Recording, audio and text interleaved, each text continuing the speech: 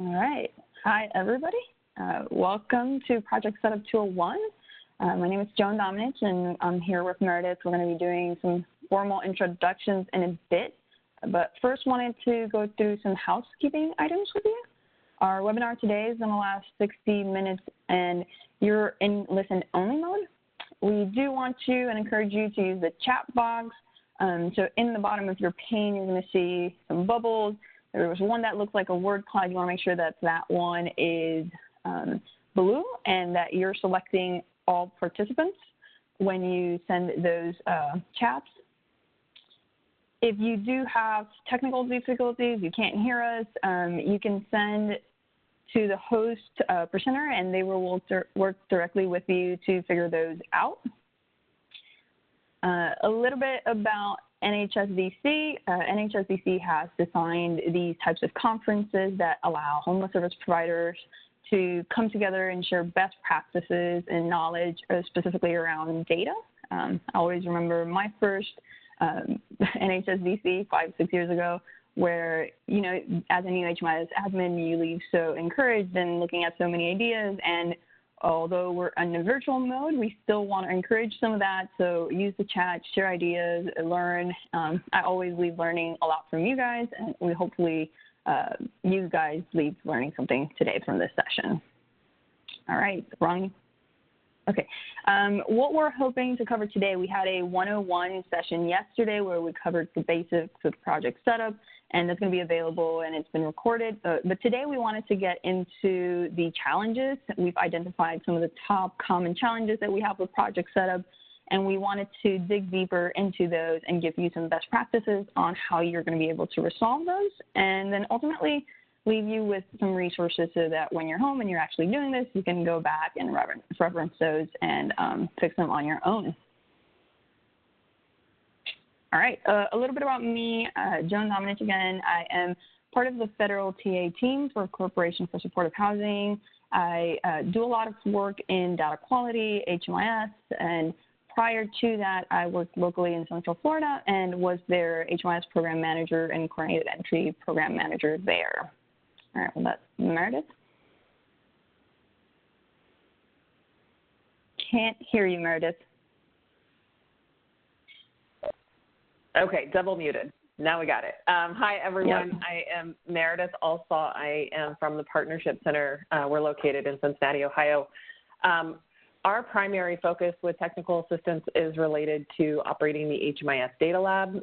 That means we do a lot of work with system administrators, HMIS software providers. Those of you that do the monthly sysadmin calls, you've probably seen or heard me before. We also operate Sage, so we do a lot of the back-end kind of work. Prior to my work with the Partnership Center, I also, I worked in a COC. I've done everything from case management, HMIS data entry, through program supervision, COC leadership. So I've got a pretty wide range of past experience. It's great for you all to be here. We're really looking forward to talking with you, and like Joan said, hopefully you all can get some good information out of this session too. Mm-hmm. All right, so I'm not gonna read through all of these, but we wanted to start you off with some important project setup reminders. And I'm gonna highlight some that, my experience has just, they've proven to be super helpful. And one of them is having an onboarding procedure. Yesterday we covered this, and if you're looking for an example, you can go back to that session, Project Setup 101. But what onboarding procedure means is when you're bringing in a new HMIS agency, what does that process look like of actually onboarding them, creating a project in HMIS? And that starts way before you actually get into HMIS. It starts by having those communication with the COC lead, that communication with that specific agency, knowing exactly what information, what questions you're going to ask in that initial meeting, and just having a clear process so that when you're actually setting the project alone in your desk, that you have the information you need to set it up correctly and don't have to go back, or don't set it up incorrectly and have to go back and take time and say, oh, this probably wasn't set up correctly. So that's one of the ones that I really highlight because it's just so important and saves you a lot of headaches. The other one that I wanted to highlight is using the available project setup resources. There's a lot of resources out there. We're going to be covering some of them today, and you'll have a lot of links. But when you do have questions, like when I look at these manuals every time I set up a project, and maybe I don't have the best memory in the world, but it's so helpful to go back and reference them. So you will have these slides, and I just wanted to quickly touch on those too, because we did cover so much of this on the Setup 101 already. All right, so talking about resources, here's a bunch of them. The first resource at the top of the page is the HMIS landing page. That is one of my bookmarks, and if you do not have it bookmarked, you should. This is like that first place you want to search for anything HMIS related, and then you have the different 6 programs, and you have the manuals for each of them, and then in the bottom you also have the new interactive data standards tool. All right, so this is what we're going to be spending basically all of our time today. We have identified these 8 common challenges, project descriptor data elements, and how do you set those up. How do you set up a project when they have multiple funding sources, multiple recipients? How do you really look at project closures and consolidations and transferring? What are the different methods that you're going to be able to do? Reporting, and then comparable database. And so we've layered our entire presentation around these, and we'll be touching on them, I think, in that order. All right, so PDDEs. Virtual Candy, to whoever can tell me what that is in the chat. I can't see the chat, but I'm sure somebody will get it. Let me see. So I can't look at the chat right now, but it's project descriptor data elements.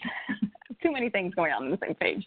And project descriptor data elements, the way that I like looking at them is we're really used to collecting data on people, on persons, and we know that we create an assessment and we ask the questions, and that leads us ultimately to a report of questions that we already had pre-populated, because that's how we define our assessment. So PDDEs is that kind of same thing, but there you go, Nina got it. I got that portion of the chat. PDDEs is very similar, but what you want to collect on the projects. And our HMIS is built on projects and project types, and they're truly the building blocks for PDDEs. And so it's almost like when you're building a building, you don't want to start with a bad structure. You want to have a solid structure, and that's what the project descriptor data elements. It doesn't matter how good you do everything else. If your projects are not set up with the right structure, your reports are not going to pull correctly. You're going to have all sorts of flags. So I'm not going to read the slide to you, but there's a lot of information that we collect. You collect the funding sources, you collect the geocodes, the different COCs, where they're at, and then you collect bed and inventory information, and it's basically all that information around the projects that we want to know about. So that's a little bit about that, and we'll talk more about reporting later on, but the idea is that for our reports to work, these have to be set up correctly.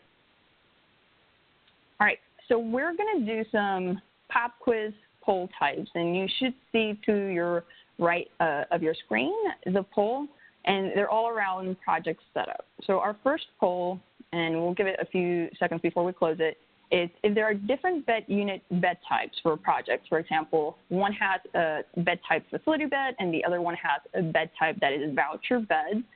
Should these be 2 separate project setups in HMIS? So yes or no?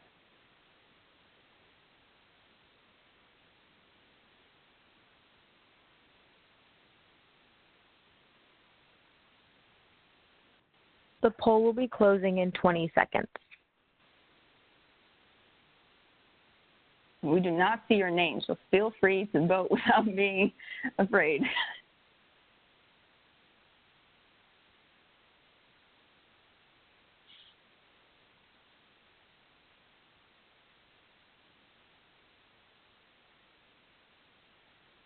All right. So 60 of you answered yes, and 22 answered no. And if you answered yes, that is correct. You do need to set up 2 types of project setups because they're 2 different bed types. So for example, if you have a emergency shelter that's serving, it has 100 beds and they're serving single adults, but 20 of those beds happen to be seasonal, you would have 2 project setups 80 for the regular beds and 20 for the seasonal. So if you answered yes, that is correct. All right, so let's go to the second poll.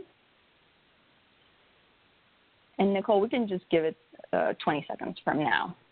So I'm going to read off the question. I have a tenant-based rental assistance project that is funded to operate in COC-A, but sometimes, which sometimes is bolded, people are housed in COC-B because of unit availability. Do I need to enter more than one COC code in 2.03, which is the COC code in the PDDs?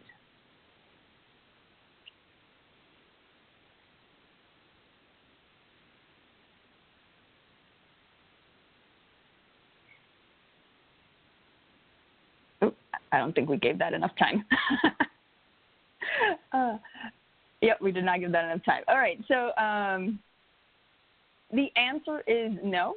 You do not need to set up different projects with a different COC code. If it is sometimes when you do need to set up different projects is when you're specifically funded to provide services in different areas. SSVF is an example of this. Sometimes you have the occasion where you have to serve in multiple places, and sorry, I'm reading chat, not good.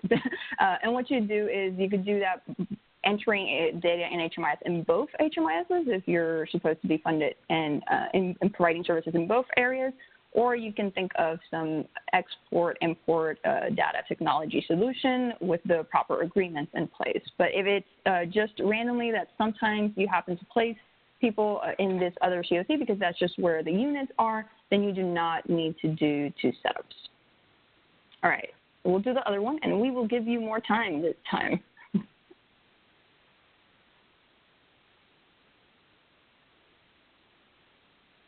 All right, so do I need to update bed and unit inventory information each time there is a change in bed and or unit?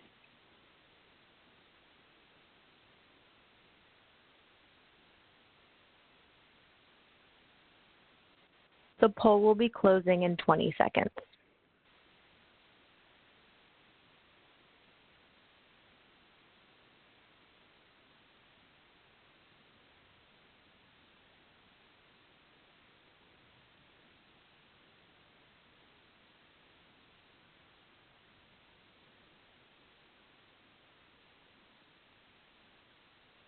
All right, so a lot of you answered yes.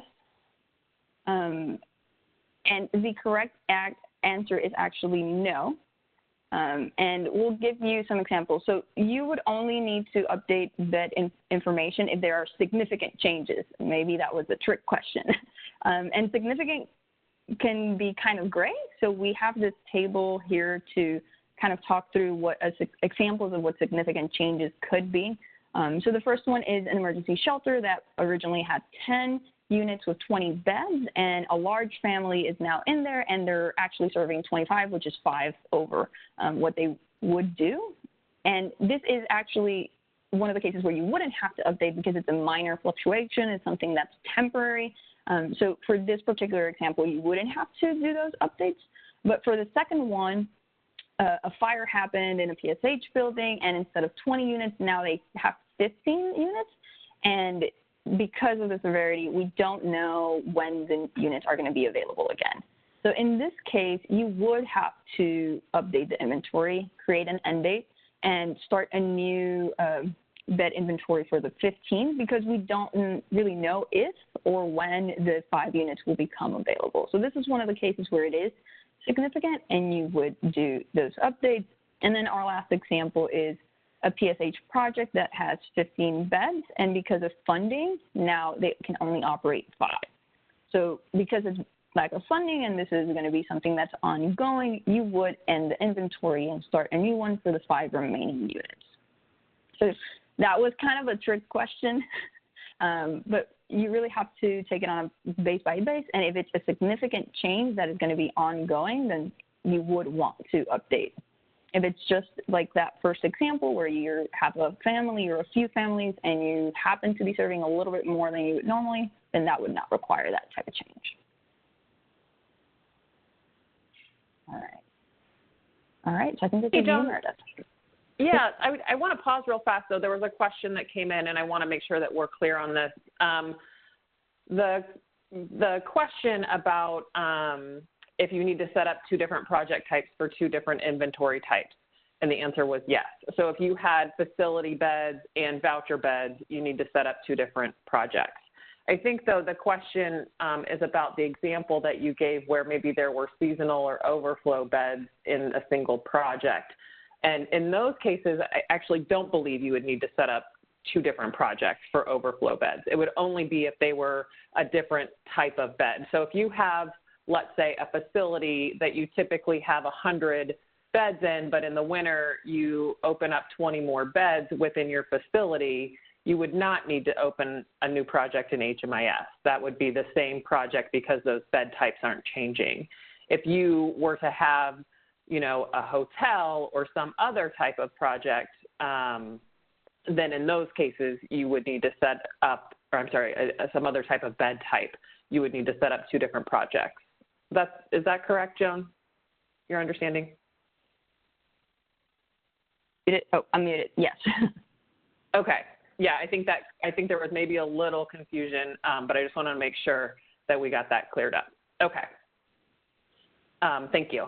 Okay, so let's move on, thinking back to that list of challenges that Joan showed earlier. We're going to start with talking about challenges around multiple funding sources. So I think you all know this, and this might be a repeat for some of you, but it's still important to point out. A single project can have more than one funder. It's going to be important that you are making sure that sorry, I'm reading the chat also. You're going to want to make sure that those funding sources can actually be combined in a single project. There are a variety of different sort of rules around when projects can have, a single project can have multiple funding sources.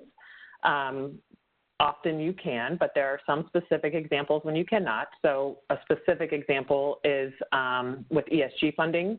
You shouldn't mix multiple ESG funding sources into a single rapid rehousing project or prevention or street outreach project.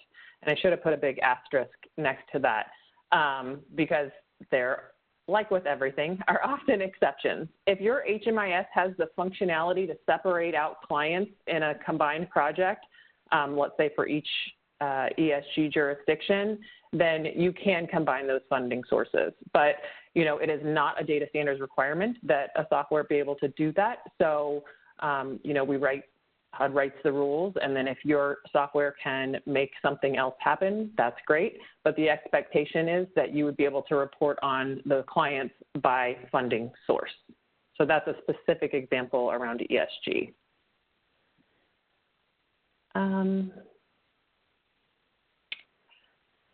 If you're not aware yet, there is a project setup tool. This is a tool that HUD releases and updates every year.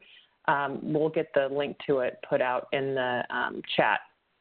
But the project setup tool is a resource for sysadmins to be able to look at whether or not different funding sources are compatible. So whether or not you have like an SSVF rapid rehousing project and an ESG rapid rehousing project. If you were to select those 2 options in your federal programs, they would be able to be mixed together. And the way that the project setup tool works, and unfortunately, we don't have a great platform for actually doing a demo with this, but you would select, these are drop-down boxes, this is an Excel-based tool, you would select the different federal program. It would indicate to you whether or not it was a allowable combination, and it would tell you what the project type must be. And then you can see under these green and blue headers here, it would indicate all of the different funding sources that are required, or I'm sorry, all of the different fields that are required to be collected based on those funding sources. So you would want to make sure if you're setting up a single project that you have all of those different funding sources, or fields, I'm sorry, together based on the funding source.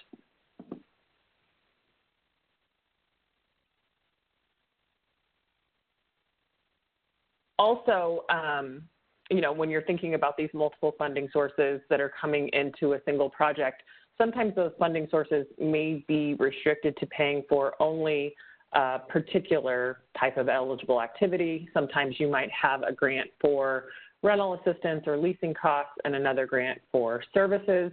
In those cases, you have a couple of options. You can create a single project in your HMIS that both the housing provider and the service provider would be able to share and record data in, or you would have the option of creating two separate projects, one for the housing provider and one for the service provider. A couple points to make sure that you're thinking about with those two options. If you do option one and you set up a single project, you're going to have to make sure that your privacy and sharing allows for that data to be shared, right? Like you're going to have to ensure that both projects are able to access that single project. You're also going to want to make sure that the project type is accurate using the appropriate residential project type. So if you had a services grant and a housing grant mixed into one project, you're going to want to set it up using the residential project type. You're also going to want to make sure that you've got both of the funding sources, the federal funding sources, identified within that project, within those PDDEs. If you go with option two and set up two separate projects, again, you might need to do this if you have a scenario where maybe you have a victim service provider is providing the services that go along with a residential project, or there's a HOPWA grant that is going for the services and that data can't be open in the system. Different reasons for why you might do this. But if you do that, you're going to need to make sure that you've got the residential project type set up and that you've got a services only project set up. And then you can affiliate that services only project with the residential project. Again, that's going to be in your PDDEs. So back to sort of Joan's point at the beginning, like those PDDEs are really critical to making sure that you've got a strong, solid foundation for your project setup. So when it comes time to do reports, you're going to know which reports are going to be required for those particular projects. Another common challenge, and we've heard a lot about, and sorry the formatting on this slide's a little funky, those of you that have youth homelessness demonstration programs, grants in your communities might have already experienced some of this. The YHDP program is innovative. It's intended to be different. It's intended to prevent and end youth homelessness, and lots of communities that have these YHDP projects are creating new and innovative ways to do this, to achieve their goal, right? Because this is a demonstration grant, they have the ability to be a little more creative. It's going to be really important that HMIS system administrators are working really closely with the YHDP recipients, the agencies that are operating these projects, to make sure that the projects they're applying for are projects, I don't know what just happened here. Sorry about that. You'll want to make sure that these are projects that they're going to actually be able to collect the data required and then be able to report at the end of their operating year that data. In many cases, the YHDP communities are selecting or opting into collecting runaway homeless youth RI data elements in addition to COC program data elements. This can also present a challenge with collecting different data for different project types. And the other thing that I want to point out with YHDP communities, if you haven't heard already, they also have to report on this RI data. They also do what we call supplemental reporting. And that's really going to be critical for, when thinking about project setup, to make sure that you've got the accurate project types in there because of the amount of reporting that these projects are doing based on project type. It's going to be really critical to make sure that those are in there correctly. Just quickly on a specific example, we know that in YHDP and in a lot of youth programs, right, that host homes are a hot topic. Lots of folks are doing host homes. Host homes is not a project type. So it's going to be really important for you to think through, with your agencies, if you're a system administrator, on what actually their program design looks like. And I know you probably do a fair amount of program design without even realizing it, right? Like, is this a temporary, is this more of a transitional housing model? Is this more of a permanent housing? So really having those conversations and working with those recipients to make sure that when they're thinking about their program design, you're sort of pushing them along with that so that when it comes back to you to set this project up in HMIS, you're able to set up the right kind of project. The other, question we get a lot, and the other challenge around project setup is related to coordinated entry. And again, maybe preaching to the choir here, but we want to just talk a little bit about this today, mostly, just really briefly, because those of you that haven't heard this already, the implementation deadline for coordinated entry has been pushed back again until October of 2020. So you still have time to continue to work and refine your project setup and data collection for coordinated entry if you haven't already done so. The challenge with coordinated entry is that there's not a standard setup. There are a variety of ways, from having one and only one project in HMIS, which is pretty clear. You have a single project that everyone has access to. And then you can go all the way to the other end of the spectrum where you don't have any coordinated entry project. You just collect coordinated entry data elements in all of your projects. There's, again, not a right or a wrong way, which is good and bad, because it can be challenging to figure out then who's collecting what, when, where your reporting lines get drawn, et cetera. So what HUD's really trying to do with coordinated entry setup in HMIS is give flexibility to communities to not sort of break what you've already been doing for the last several years, but to sort of put some structure around it and to make it a way that communities are able to ultimately be able to report on the data that's collected for their coordinated entry projects, be able to analyze the effectiveness of coordinated entry, hopefully streamline, and continue to improve coordinated entry. But we know this is a challenge. And I would encourage you, if you're not already, to get on the HMIS system administrator calls, submit AAQs. HUD is committed to providing resources to help support communities with, getting the implementation of coordinated entry in HMIS right. So if you're needing more help with that, please don't hesitate to reach out.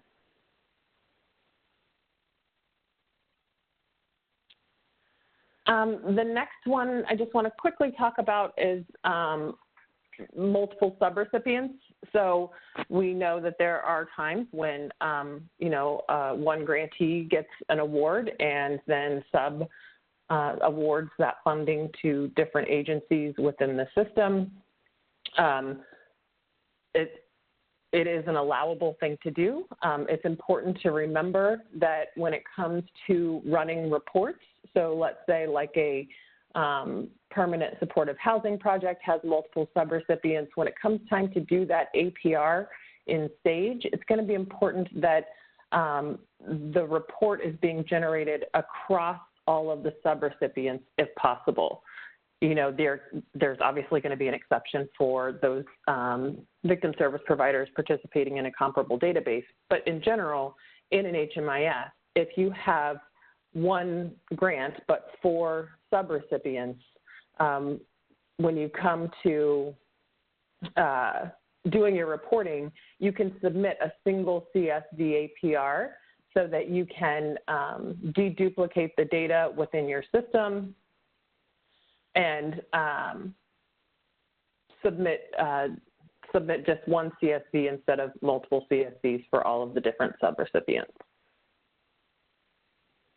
Okay. The next point I want to talk about is around project type changes. This is pretty infrequent, but when it does happen, it does certainly cause questions. We know that sometimes field offices permit project type changes to occur through grant amendments.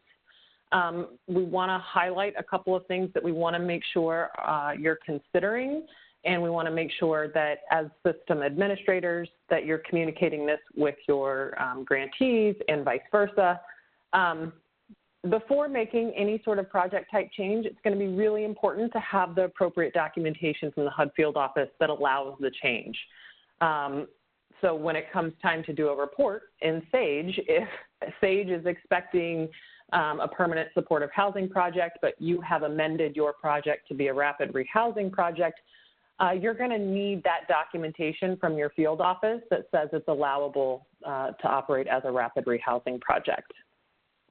If you're making these types of project changes, it's going to be really important that this is happening at the right time. Ideally, it's happening at the end of an operating year, not in the middle of it, so you don't have two different project types operating at the same time. You know, changing a project type mid-year is going to pretty significantly, potentially significantly impact the data being collected. For instance, you won't have a housing move-in date if you're supposed to have a housing move-in date, or you know, you may not be collecting different data that are required based on the project type. So I think I want to bring this up as a word of caution more than anything. Like I said, it doesn't happen a lot, but we want to make sure if it is happening that it is happening in a thoughtful and planned out manner so as to minimize the impact that this change is going to have on your system.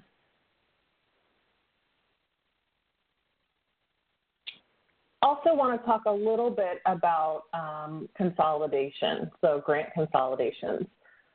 This really started happening back in the 2018 COC program competition.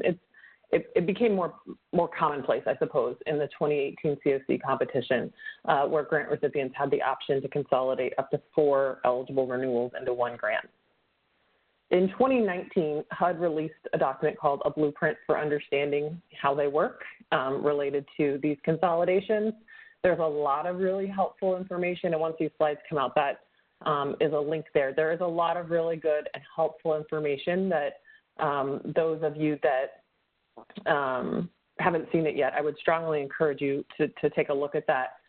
HUD's also been working on some updated guidance too, because they recognize this is from 2018. We're getting into 2020 here. So they're working on updating that guidance and providing some additional guidance too about how to handle project consolidations, closures, and transfers. I would say this is a question we hear a ton on the AAQ desk. Really, you know, what do I do with these records when my grant closes or consolidates or transfers? So this document isn't quite out on the HUD Exchange yet, but we can talk through the general content of it because it should be getting posted very, very soon. So let's start with talking about consolidation. There's a lot of different options for handling these grants that are consolidated. HUD has not necessarily taken a stance on a preferred method until now. And really what the preferred method is to administratively move the entire client record from the old project to the new project. So if you have 2 grants that are merging together and you need to get all of those records into a single project, they really don't want to see clients being exited from one project and entered into another project. Exiting and re-entering clients is the right word to say here. It's not ideal because it can negatively impact the data and show things that aren't actually true, right? So it looks like the length of stay in a particular project maybe was shorter than it actually is.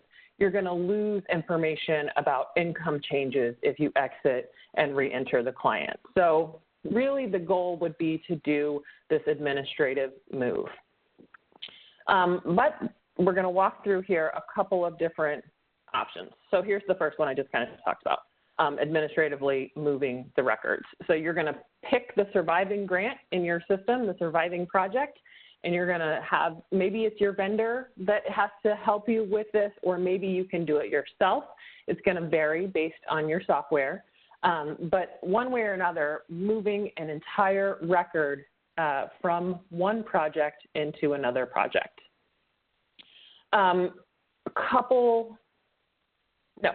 So you'd pick up the entire client record and move it into the new grant, the new project. So that's one option. My slides aren't moving. The second option would be to reassign the project to the new recipient in HMIS. So using this method, all client records from the project are given to the surviving project simply by reassigning the project to another organization in HMIS. There's a couple points that you want to make sure that you're thinking through with this issue or with this option. The option could be the right one for you if your software doesn't have the right functionality to move client records, or if the cost of moving the records is prohibitive. But it's going to be important to make sure that your privacy and security policies at the COC level aren't being violated if you move records in this way. You're also going to want to make sure that the data that you're moving from one project to another, or the data that's being transferred to another project, is the right data. Because once, it could be that case notes, if you're keeping case notes or client documents or things like that, those might be things that don't need to go to the new recipient when this project is switched. So you'll want to make sure that you're taking a look at the data that's in there and the appropriateness of switching that data. You're also going to want to make sure that the recipient that is giving up this project has run all of the reports they need to run, has done what they need to do, because they will not have access to that data moving forward. If you're going to do option 2 here, we lay out the different steps that would be required, changing the organization information. You would not change the project ID or the project type. If the COC code changed, which it shouldn't, that would be updated. You would add or edit the new grant identifiers, and then update the bed and unit inventory as of the date the consolidation or transfer occurs. So you're going to want to make sure you do that on both the terminating project and the surviving project. The third option is going to be, again, the one we talked about is sort of the least ideal situation, is exiting one client from one PH project and starting them in another. In this method, all of the historical data stays in the terminating project, and you would start in the new project with information as of project start. So this is going to mean that when you record an enrollment for a client in this new project, you would indicate that they're coming from permanent housing, that they maybe weren't living in a literally homeless location. This will impact your new project enrollment's ability to report that person chronically homeless if they were considered chronically homeless at project start in the first project. Like I mentioned earlier, you're going to lose information about changes in income, changes in benefits. It's going to change potentially change the annual assessment date. There's a lot of potential sort of dominoes that happen, right, when you decide to exit a client and re-enter them. So again, this is discouraged. If you do this, if you do have to exit and re-enter a person, when you do the APR submission on this project, you are required to note that in your APR, so that when your APR is being reviewed, the reviewer will see why it may appear that your project is serving people who aren't coming from literally homeless situations, or your project isn't serving maybe the chronically homeless count of people it was supposed to, or different scenarios like that.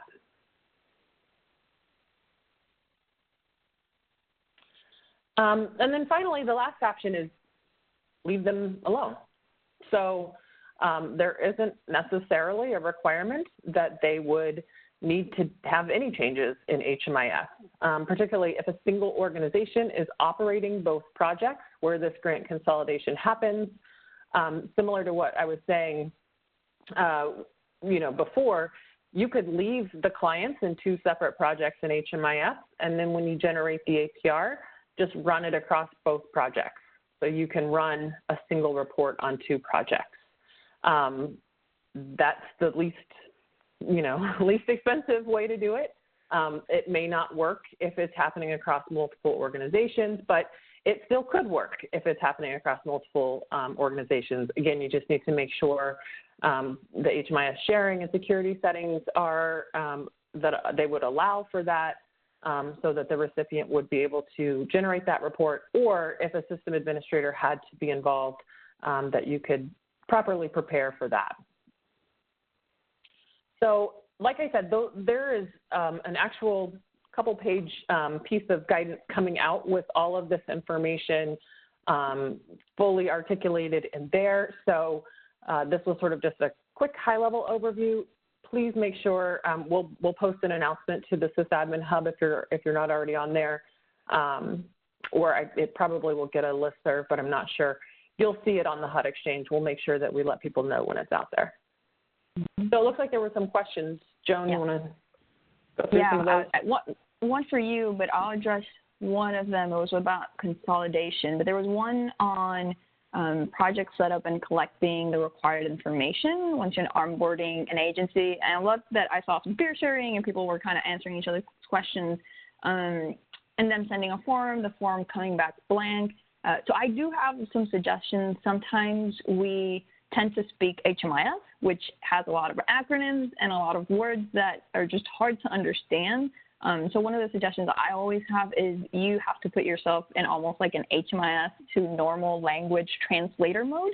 And when you create these types of forms, it's good that you know that it's the geocode or it's the funding source, but try to really make the forms for your audience. So really, if you like the name of the agency, make it in sentences where like there's no confusion on what you're asking for. So that's just one suggestion.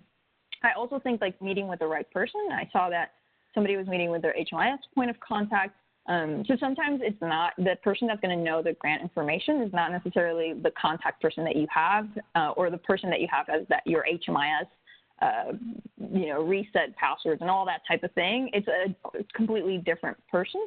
So once you're doing project setup, you want to really meet more with like the person that wrote the grant or the person that is the ED or that type of person.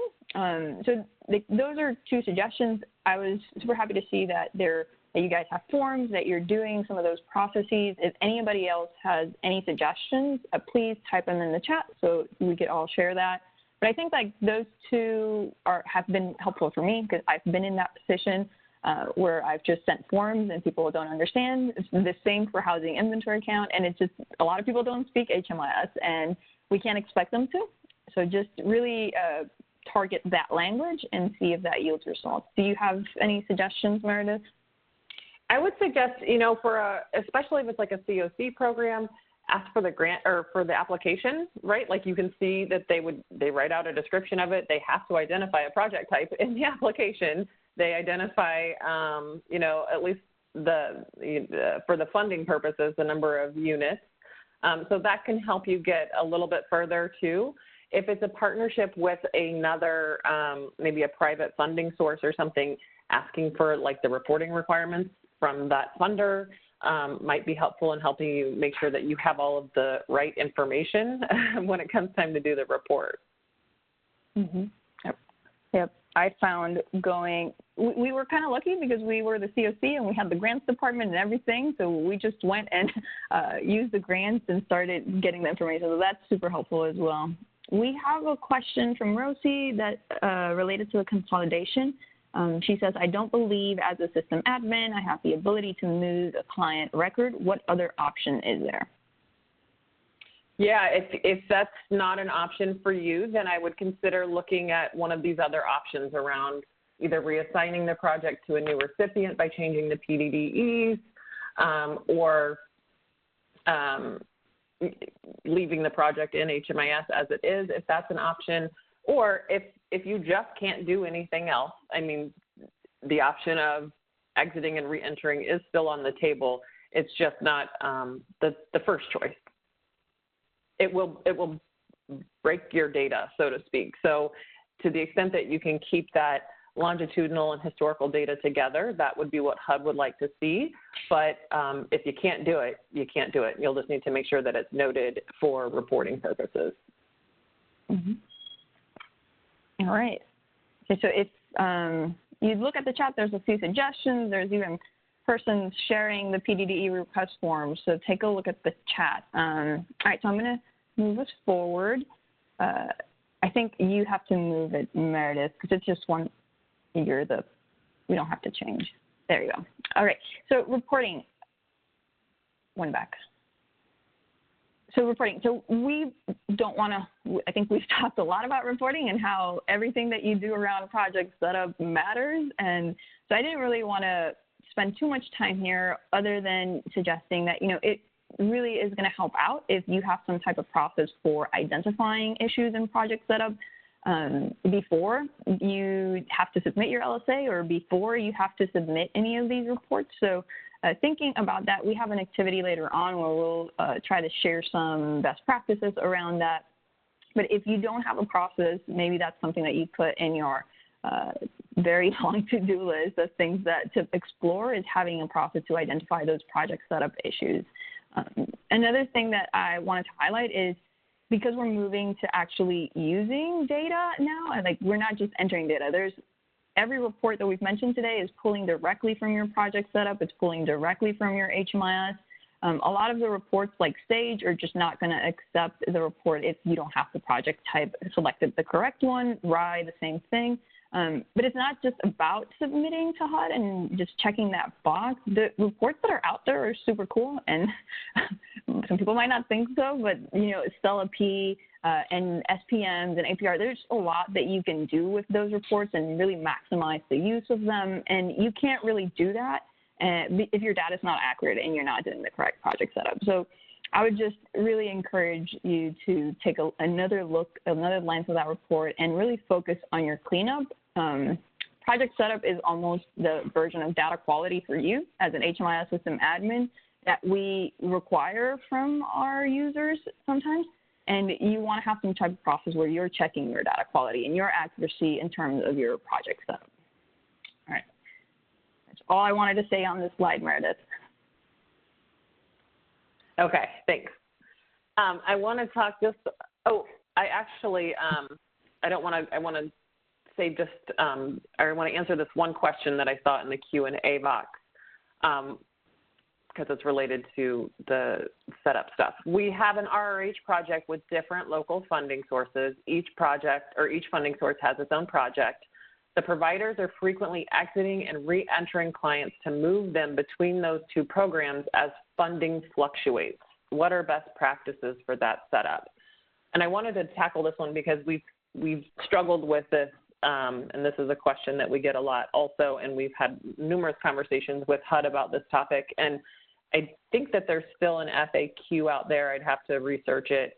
I think what HUD would suggest is to reconsider how those projects are designed and make a project where 100% of someone's needs can be met within a single project. So rather than going from one agency to get deposit assistance, to another agency to get 3 months of rent, and then to another agency to get another 3 months of rent, take a look at the project design. And I know as system administrators, that isn't necessarily your role, but that's something that perhaps in these conversations that you're having with COCs, you can be discussing and talking about, thinking again about project design and making a project that makes sense, right, and isn't going to negatively impact your data for your system, because having multiple entries and exits from multiple RRH or PH projects, it's going to do weird things to your data. So you want to make sure that if someone's really just in a single project, regardless of who's paying for what, that they're reflected in your data that way. Okay. Before you jump into that one, you have a consolidation question. So Carrie's asking, is the 4 options for consolidation apply for transfers where a project entirely moves from one agency to another agency? Yes. I was actually starting to write that answer when the slide switched to me. So yes, those options are applicable for those scenarios. Okay. So let's talk a little bit about comparable databases. And I know this is always kind of a tough subject because who's in charge of comparable databases? You know, we know that system administrators have the knowledge and the expertise for operating in HMIS, but we also know that their comparable databases don't always fall under the purview of the HMIS system administrator. So we know that there's a disconnect there. We know there's, you know, just different sort of rules, so to speak, for how those comparable databases interact with the system.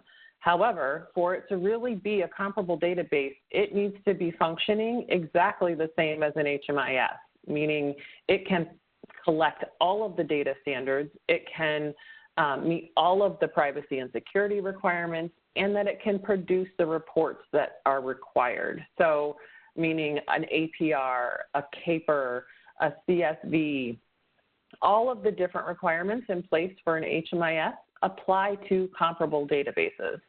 So we know when we see reports coming in for SAGE, we see it a lot in the CAPR, that that project setup isn't being done correctly in comparable databases, that project codes aren't, or you know, project identifiers or project types aren't necessarily being used correctly. So we just want to make sure, and again, I'm probably preaching to the choir here for a bunch of sysadmins on this call, but I just want to put the plug out there. To the extent that your community is able to support the victim service providers using comparable databases with the expertise of the HMIS lead or the system administrators, that's going to be really helpful for your comparable database users, for the victim service providers. So we just sort of, I guess, more than anything, acknowledging that this is continuing to be an issue, and you know, to the extent that you can provide your expertise as system administrators and support, knowing full well it's probably a different software, it's probably a different whatever, but maybe, you know, sharing some of those tool sheets that you're coming up with or different things like that so that the systems are able to be set up accurately, it's going to be really helpful for your community as a whole. Mm-hmm. Moving on, I think to the last slide here, Joan, I think this is you again. Yeah, so we've already seen a lot of this. You guys have been sharing stuff in the chat and links, and really appreciate that. And we wanted to just continue that. And one of the things we talked about was doing those proactive checks for your required reports to see if you have project setup issues. So we wanted to see if you guys had any, you know, best practices, things that have worked for you, lessons learned, real ways where you're looking at your project setup proactively. So if you have any comments, suggestions, any things that you're doing, just type them up in the chat.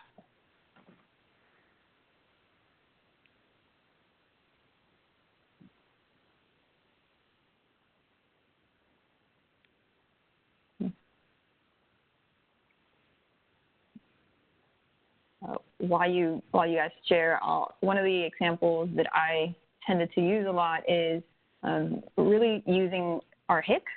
So when not only before it's due, but just regular as a tool, where you can just compare year to year, look at your setup, see if inventory is changing, really looking at using that as your map as to, all right, these are the projects, these are what I want to check, and going into each one of them. And we had a almost like a sheet that just we checked off just to review the PDDEs, review the things that we wanted to check, and comparing them to the grants that Meredith was talking about. Like if you have access to those grants, you could use that list, use the grants, and compare, is the information the same, is it accurate?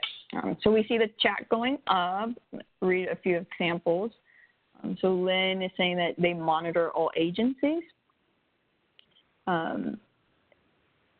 Tracy is saying that the exit destinations are a big one. That is definitely a big one. And you see that a lot in SPMs. If you look at your returns to homelessness and things like that, if you have somebody that is just returning day 2, returning day 3, there's something not going wrong with that exit destination.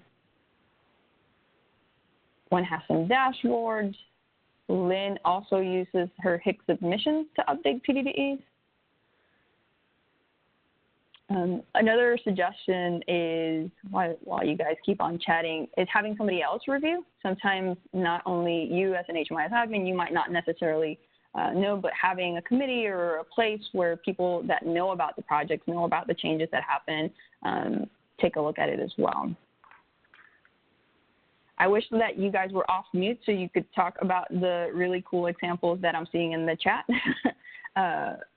But we have somebody, Gladys, talking about project utilization. Tyler looks at coordinating with both COC and our coordinated entry team to make sure the right things are happening, i.e. is a program reported to us as an ES asking for a PSH referral. That is smart, Tyler. That's a good example. All right. So we have a few examples there. I'm going to move us forward because I know that there might be some unanswered questions. And so we're going to leave, I think if you want to forward to the Q&A slide. I know we did not answer all of your questions. If we did not submit an AAQ, there is actually a lot of people looking at those, and they're there to help you.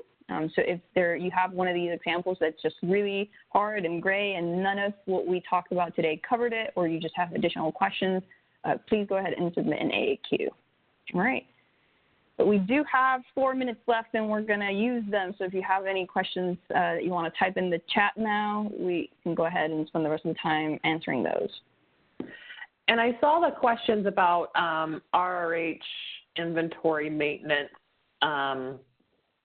And I wanted to, I'm going to pull this document real fast and post the link to it. So give me 1 second. I'm going to turn my attention over here.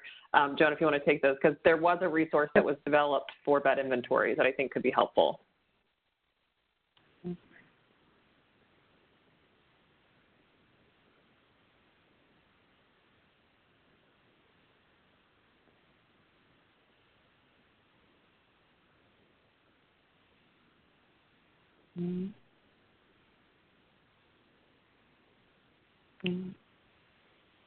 So I just posted it in the chat, the link to the recording and reporting bed and unit inventory for rapid rehousing projects. This was released early this year, I believe, end of last year, something like that, that provides some additional guidance. So maybe that, and this was reviewed in coordination with the LSA team, with the HIC team. So lots of different folks looked at this in an attempt, because again, we recognize that things don't always perfectly align, but to identify where these sort of hiccups might hit you.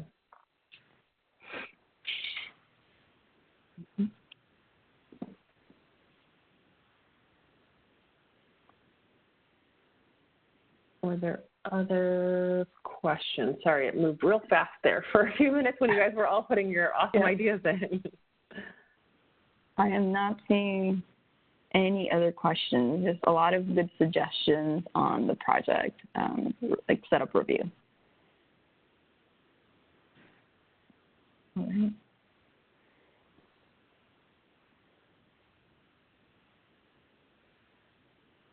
All right. Well, since we are not seeing any other questions, did you have anything else, Meredith? I was going to talk about the certification. No, go for it. Can you move to that slide? Mm-hmm. All right, so if you participated and you put your correct information at the beginning, you will get credit. So this is one of the sessions that, one of the 4 that you have to complete. There's 7 on the track of 4 to have your certificate. So all you have to do is if you signed in, use your information, that will automatically give you credit. So thank you everybody for being here. Thank you so much for participating and making it as much peer learning as we could in the chat, and we appreciate your time and hope you have a great day. Thanks, everyone. Bye.